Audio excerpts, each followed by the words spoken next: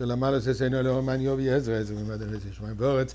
אל יתן להם מדרג לך עליין משמרך הנה ליאנה ולישון שם ישראל עד לשמרך עד נצלך יד ימינך יום ממש שם משלה יקק ורב אלוהי עד נשמוך מכל רוי ישוע זה אפשר עד נשמע ציצח ויחו מעתו ויד אילם. And we give some tzedakah, being assured that it's going to give all the blessing that tzedakah brings with it. Let me share about Torah with you.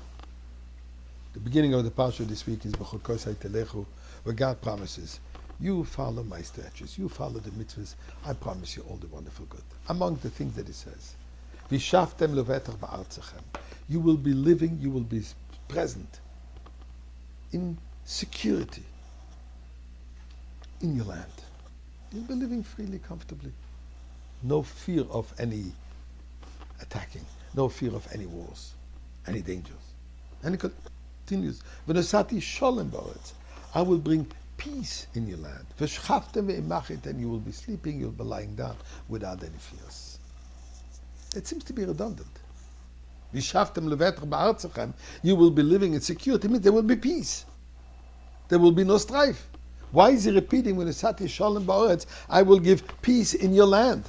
You just said it. It's the same blessing. So there are many commentaries. Here is one approach. That really is talking, there's different kind of peace. There is, and strife. There is strife from without, from external enemies, and there can be from internal enemies. There can be outer strife and inner strife. So the Torah says, you will have peace from your enemies from outside as well as from the enemies that are living within your own country. In addition to peace amongst yourself. It speaks volumes about our present situation in Eretz Yisrael. I want to ask the question, what is the obsession that the Arabic world has with conquering Eretz Yisrael, Jerusalem, as if it would be important to them? You might be aware that in the Quran, Jerusalem is not even mentioned once. It's never a holy place for them. Curious. You know how many times it's mentioned in Tanakh? Yerushalayim et Zion? 821 times. So why are they so obsessed with Eretz Yisrael? So the Zohar explains the following. They realize that for them to exist, they must have some kind of an attachment. They must have some nurturing, so to say, coming from Eretz Yisrael, from Yerushalayim in particular, because this is where the light comes out. So the Zohar relates a fascinating, frightening, I should say, conversation between the angel of Yishmael and God. And it says the following in the Zohar. For 400 years, 400 years, the angel of Yishmael asked to God and he said,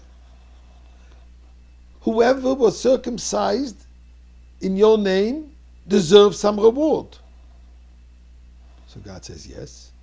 So he says, Yishmael also circumcised. So why doesn't he get any part in the land of Israel? The inheritance that he gave to Avraham. And God responded, no comparison between what Yishmael did and Yitzchak did. Yitzchak didn't wait, and he's still not waiting to do it on the 8th day, whereby you postponing it for much later. So he still came back and he says, okay, postponed, but something we deserve. So God said, because of this, he will get some kind of reward. But he will not get the reward in the world to come, in the divine world, and he received chelek lemato be'eretz hakdosha. He received a part in this physical world. And the Zohar continues. When Rabbi Yossi heard that, and Rabbi Priya heard that, Bachu b'chirav, they bitterly cried, because they realized what's going to happen. That the time will come when there will be a lack of peace and harmony within the Jewish community. We will be suffering from the Yishmaelim that live within Eretz Yisrael. As frightening as it sounds, let me give you a more positive Zohar. It says in Pirkei de Rabbi Eliezer, in the Medrash, says the following. When he discusses the different names of those who were named even prior to their birth, including Yitzchak, including Yishmael.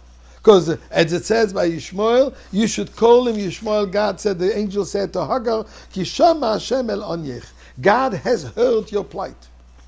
But she didn't call him Shama Hashem Shamakel in the past, but she calls him, he said to call him Yishmael in the future, implying that in the future will come when God will hear what Yishmael is doing to us. And because of that, God is going to come to our protection, and He's going to save us from Yishmael, and He's going to give us back the entire land. Eibishter, way too much suffering, and it's definitely high time